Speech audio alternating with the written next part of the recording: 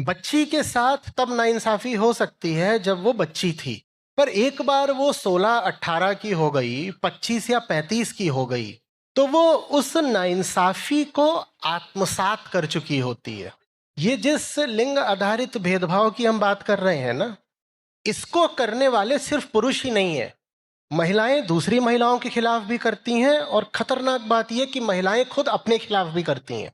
अब महिला 35 साल की हो गई है मान लीजिए, लेकिन वो आज भी स्वयं को हीन मानती है, और वो अपनी बच्ची में भी हीनता के संस्कार भर रही है। तो आखिरी जिम्मेदारी तो महिला को स्वयं उठानी पड़ेगी। दूसरे ने आपके साथ जो किया सो किया, आप अपने साथ बुरा क्यों कर रहे हो? दूसरे ने आप पर कुछ प्रभाव, कुछ संस्कार डाले तो डाले, और तब आप असहाय थी, आपने स्वीकार कर लिया, पर आज भी क्यों स्वीकार करे हुए हो? अब तो 18 पार कर गए ना, मैं तो कह रहा हूं अब 35 की हो गई, 55 की हो गई।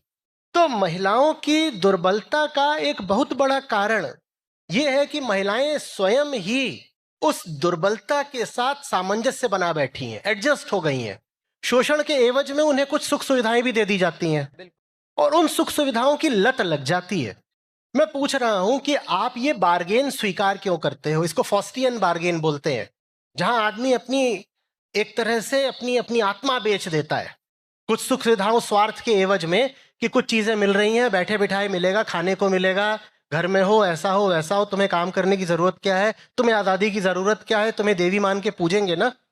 दूसरों से शिकायत करना और दूसरों से उम्मीद करना बात को बहुत नहीं आगे ले जा सकता, क्योंकि दूसरों के पास अपनी जिंदगी है भाई, और इस दुनिया में इतना निस्वार्थ, इतना निष्काम कोई होता नहीं कि दूसरे के लिए अपनी जान दे दे। तो जिसको अपनी जिंदगी बचानी है, जिसको खुद बेहतरी करनी है, उसे अपना जिम्मा खुद लेना पड़ेगा। अब आप लोगों के ऊपर है कि आपको अपनी जिंदगी कहां तक ले जानी है।